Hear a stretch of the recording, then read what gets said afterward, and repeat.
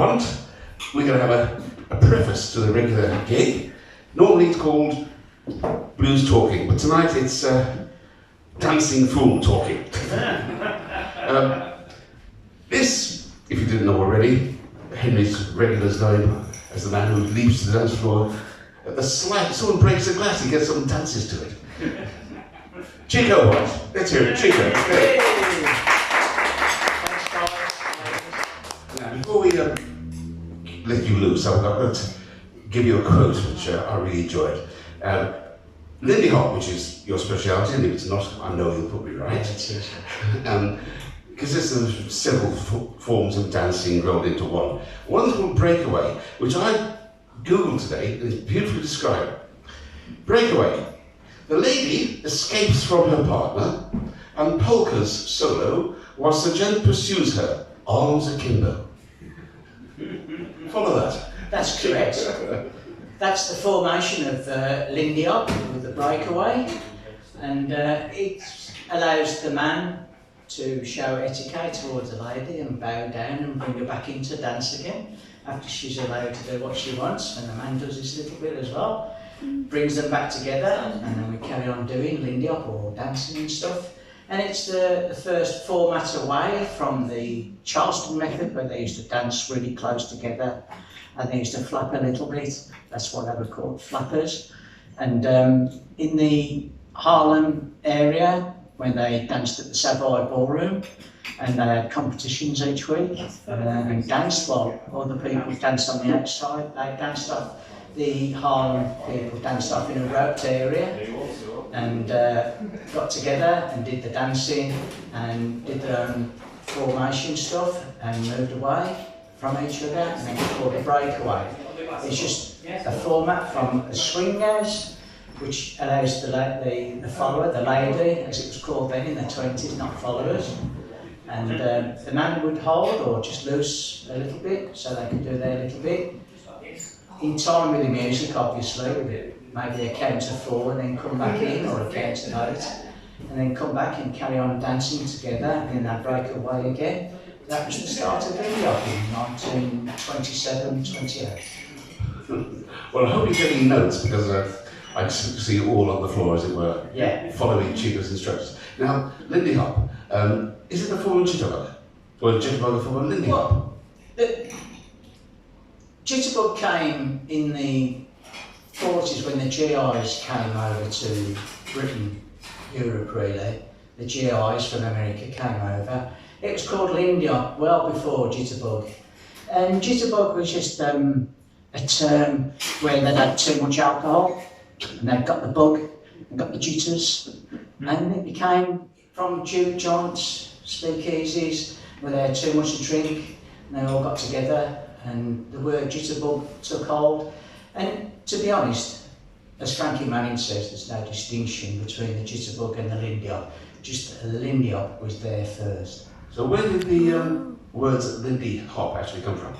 Well, it stemmed from Shorty George Snowden, and in 1927, when Shorty George was winning so many competitions at the Savoy Ballroom with Big Bo, who was about a foot taller than him, and they kept winning lots of Harvest Moon marathons there and competitions in dancing, and people started taking note how good he was dancing, the new dance, the new form of jazz that was moving over to swing as it was evolving.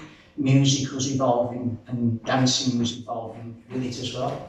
And a reporter came up to Shorty George and said, well, what are you going to call this dance then? And he says, well, 1927 was when Charles Lindbergh flew over the Atlantic, and I'll call it the Lindy Hop. Or the Lindbergh Hop originally. Lindbergh Hop, yeah. Whether that was fully true or not, but it's actually down in the American papers has been recorded that he did actually say that. So I think it's nice to stick to that. I think you're right. And it was called the Hop beforehand, so Yeah, it was the Hop. He put the Lindbergh in front of it to celebrate Charles, which was a very important event for Americans, was Charles Lindbergh. Oh God, yeah, he was a 6'3" guy that flew over the Atlantic Ocean, you know, and became a celebrity, and he took off from there. So who was Norma Miller? Norma Miller? All I know about her is that she's a busker, it's the wrong word I suppose. She used to dance outside the Cotton Club for tips, for money, and she was a pioneer in yeah, as did most people at that time. They did a lot of busking and they learned how to dance in each other's houses. Frankie Manning, who was 12, 13 when he decided to enjoy this dancing. His mum said he was stiff as a board, and he just thoroughly liked the dancing around the Savoy Ballroom, and he kept hanging around outside, probably just like Norma Miller did. Frankie Manning was a bit older than Norma Miller, and Frankie Manning managed to get in when he was about 14, 15, 16 to get in the Savoy Ballroom and learn to dance. And he couldn't count then, he couldn't count the moves, he just followed what the African Americans did, and they enjoyed the dancing and brought him in. So he learned the steps, and the same with Norma Miller did. And Norma Miller and Frankie ended up in House of Poppin' in 1941 in the film.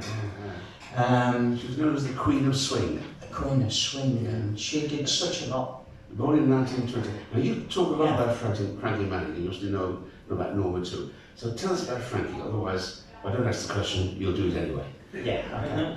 Well, Frankie Manning, he was the one that really started doing the aerials in Lindy Hop. That was never ever done before, and he started doing a lot of choreography, but he joined Herbert White's, no relation to me by the way, Chico White, but I wished it was, maybe there is, I don't know.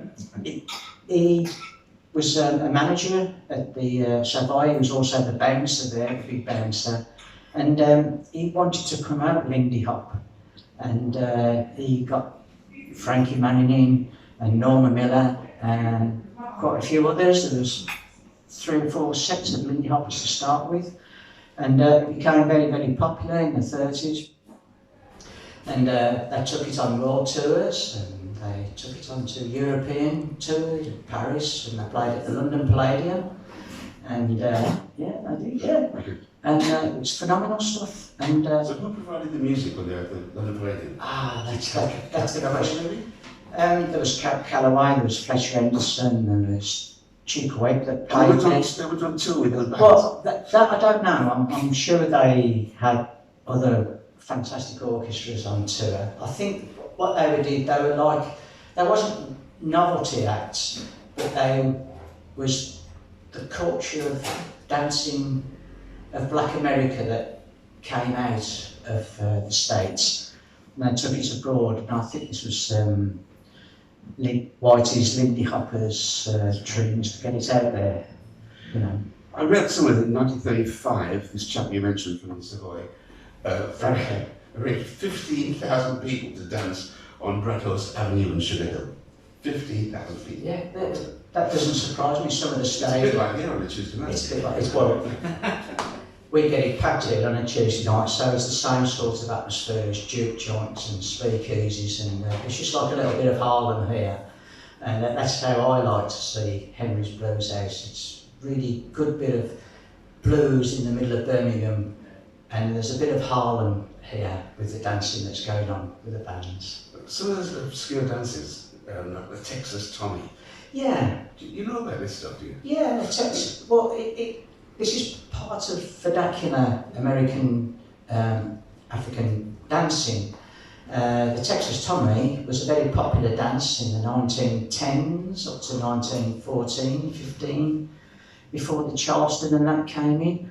But there's some very, very rare film from 1914, I think it is, where these African Americans just think they were slaves then, and just past the period of the slavery, and they were enjoying themselves. And you see them doing this very, very fast filming. I know black and white filming is quite fast, and it's not quite 24 frames per second.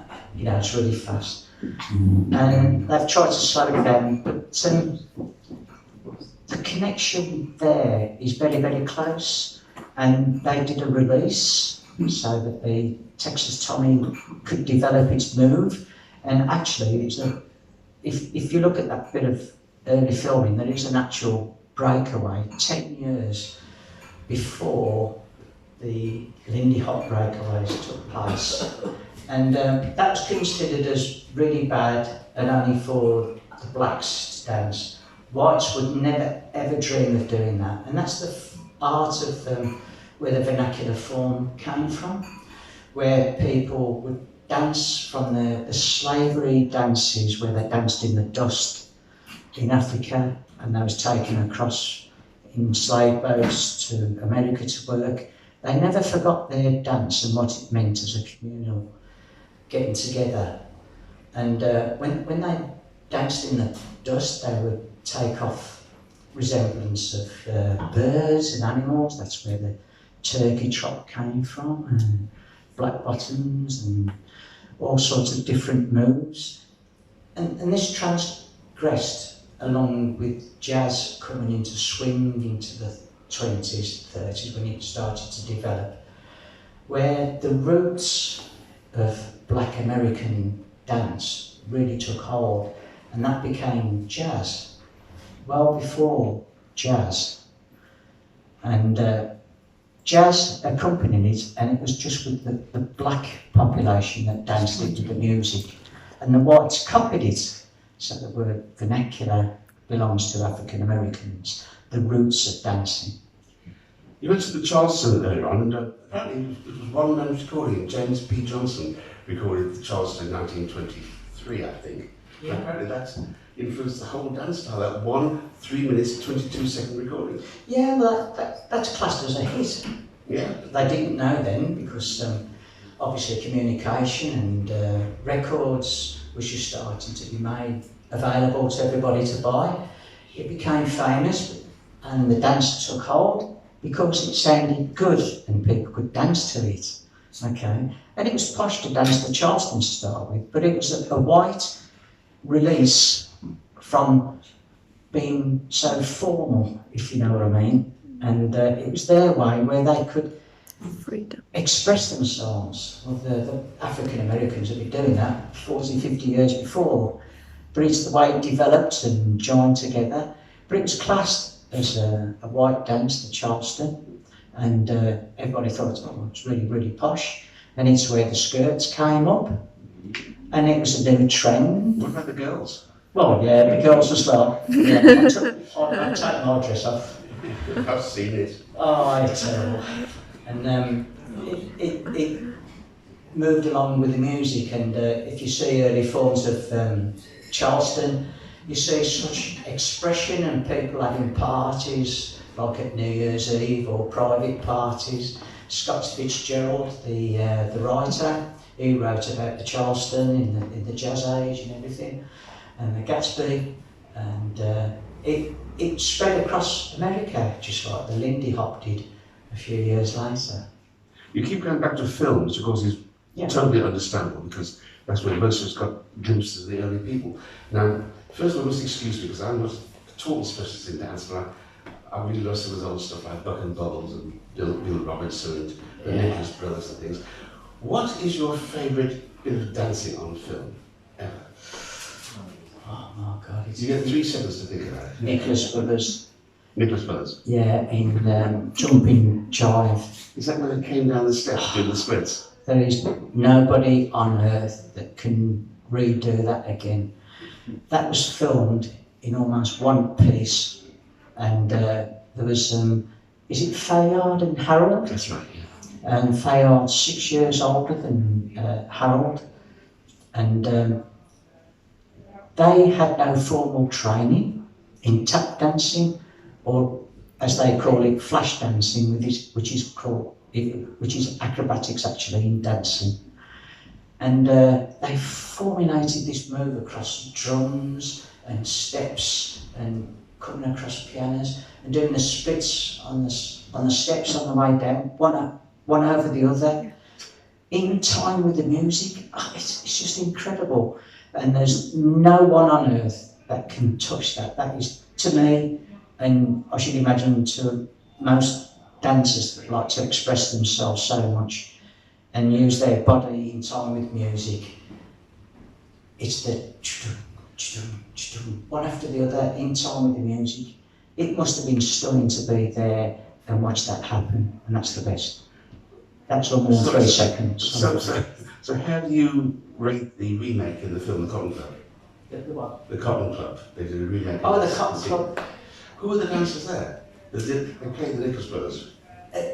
Yeah, I've only seen the film once on TV. I honestly can't answer that question. But a lot of people got involved. Hines, the tap dancer, was there, I think. Gregory Hines. Phenomenal. And his brother. And his brother, phenomenal dancer. But you talk about the Cotton Club and places like that in Harlem area. There's Buck and Bubbles, John Bubbles, who came from Ethel Waters from the Blackbird show that he loved in the 20s, which is the first black show that came on and on to the stage, and people really liked it, you know. It was a release for black people to get themselves dancing and that, and it was just fantastic. But John Bubbles was like Gregory Hines, was just fantastic. John Bubbles was his real name, wasn't it? Yeah. He started off as a singer. Bub was a piano player, and Bubbles used to tap dance along to the piano. Yeah, the piano that they made was only about this wide, and they brought it on to stage so that they could use it as a prop to dance from. And it's fantastic, and that's what I like. I like to use props. If you gave me anything when I'm dancing, I'd be like a pint of beer. Pint of beer would be perfect, yeah. But normally it's a broom or an umbrella or something, or a chair, you know. And sometimes it's a girl. And that's it. That's prop in the world, that is. Can I talk about a particular favourite of mine, which is Bill Robinson? This is a favourite of mine as well. Is he? Yeah, Talk to us about Bill Robinson. Well, Bill, he danced all his life. Again, no formal training. He picked it up from other people that he saw. And he had a split sole in his shoe, so he could do the flat dance twice as fast. And he made these set of stairs that he could climb up, and he copyrighted it so nobody else could use it. And he went into films. He was the first man in films not to wear makeup that showed him to be a black minstrel. He was the first man to do solo in films, black man. And when he was 60, he danced all the way down either 5th Avenue or 7th Avenue without changing every single step on the way down. And he made £2 million in his lifetime, and he died penniless. That's true. Why? He gave it to people and started off clubs to promote the art form of dance, to help people to dance, black people to dance, and white people. He inspired Hero. Jesse Owens, the sprinter. Yeah. And you know what? He's got here until about 1970 something. He has a world record for the backwards running 100 metres. Yeah, and we did 13.5 seconds. 13.5 seconds backwards. And that held for nearly 50 years till somebody beat him. That's how good he was. They did a film, Stormy Weather, and that was more or less about his life as he grew old and everything. And that's a really good film for you guys and ladies to go and see. Get it if you can, it's stunning. That's when Lena Horne first started doing her first film. Because of the song Bojangles, which is about a black man wrongly imprisoned, and it's a beautifully moving song, he actually did go to prison. He was sentenced between 9 and 11 years over a dispute with the tailor's bill. Yeah. But because he was the biggest earning black entertainer ever at the time, a lot of good people got behind him and got him freed, and the people who perpetuated the original charge went to prison on a charge of fraud. Well, that's how it was in that period. People resented him because he was black. Yeah, people, it's straight racism, and he fought racism all his life, Bill Robinson. And yeah, it was a hard time.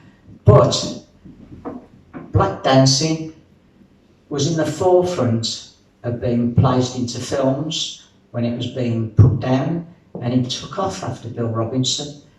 And therefore the Nicholas Brothers and people like that, and the Cotton Club film that was made, and Frankie Manning ended up as choreographer for Malcolm X, the film.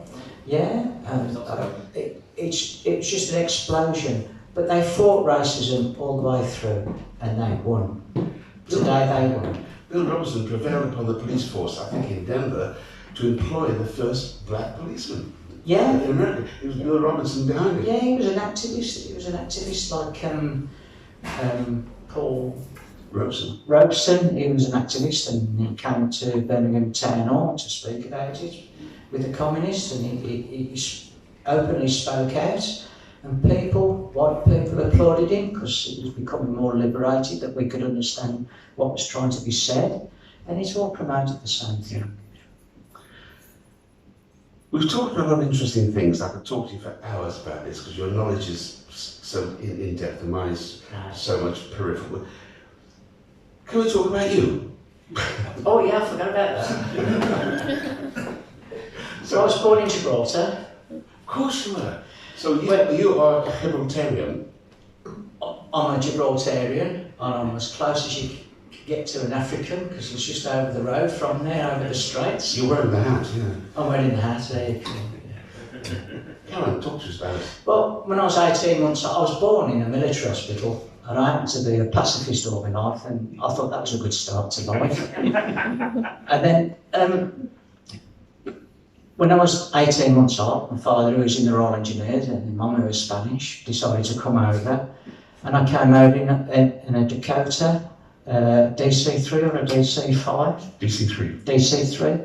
And I was told that there was some music on being played, and I was allowed to go down the aisle, and I was apparently dancing down the aisle and laughing. And that's my first recollection that I could understand that I enjoyed music. And then I ended up in Smethwick. And then when I went to school, 4 or 5, I could actually, I was at Smethwick Memorial, and I could actually read some parts of the Sports Argus, which is from my grandfather. He couldn't understand how I could read at 4. And come 5, when I was living in Ballard Street in Smethwick, people were calling me Gypsy, and I couldn't understand that because they understood my mum was Spanish and I didn't understand. So I had racism chucked at me for being a gypsy, and so I changed my own name to Chico from John Peter White. From what? From John Peter White. Chico's better. Chico's much better, and it works every time. Why did you choose Chico? Sorry? Why did you choose Chico? Chico, well, I was really small, and because I was Spanish, Chico meant the little one. So I played to people's hearts. Yeah, I'm Chico, you know, and they all took me in, so that was great. Come 1967, something like 66. Middle of the blues boom?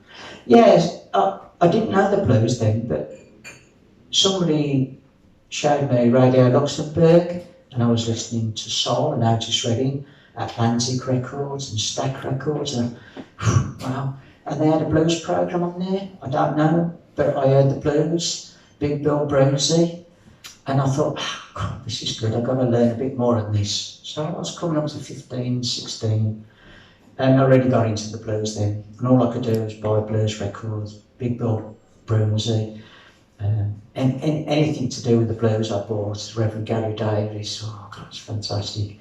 And then I had to see him years later at Henry's Blueshouse at Station Street at the Crown. He was an original member back in 1960. Yeah, I was. And there's Chris at the back, and maybe there's another one, yeah. We're the hardcore, aren't we?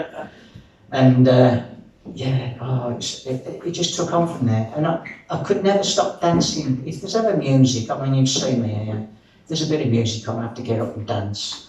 And that's what I've been like all my life. I did ballroom dancing, and I was trained by the top ballroom dancers, the Hawleys, down Dudley Road. There's a ballroom on in Bearwood called the Hawleys. Yeah, they were the bread people. And all their family. I lost my first girlfriend because she used to go dancing there and I couldn't dance. I probably danced with her. Now you told me.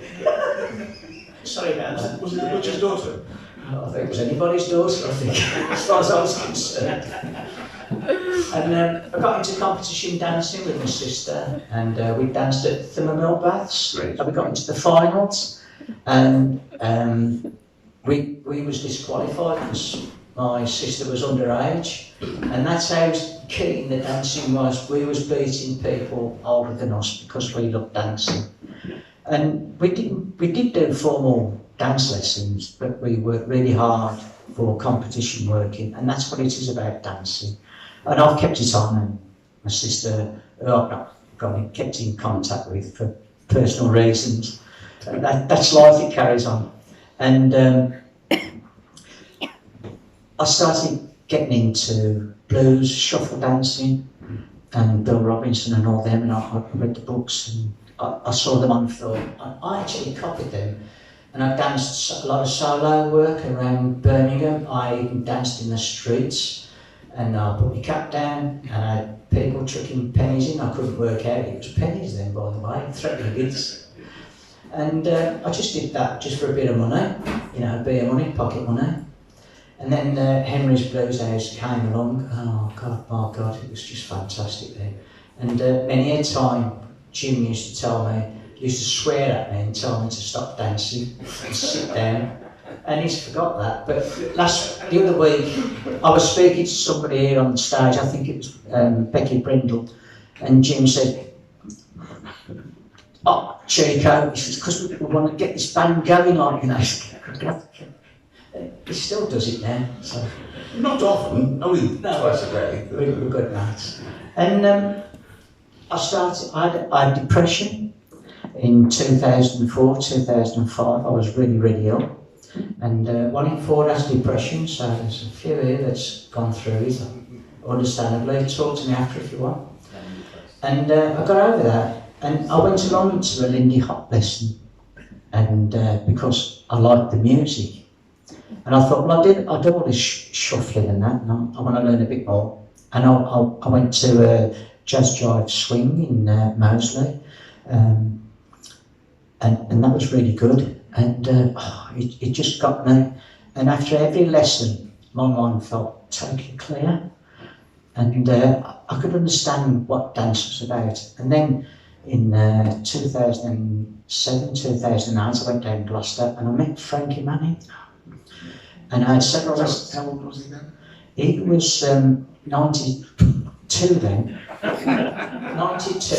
And honestly, in lessons, I could not keep up with him. He was that good. And I know I was learning, but his skin, his flesh it was like an 18-year-old, honestly. They called him Musclehead. That was his nickname. And his skin was so tight. I'm looking at mine now and it's all withered. And I'm 68 now, and still a baby compared to you.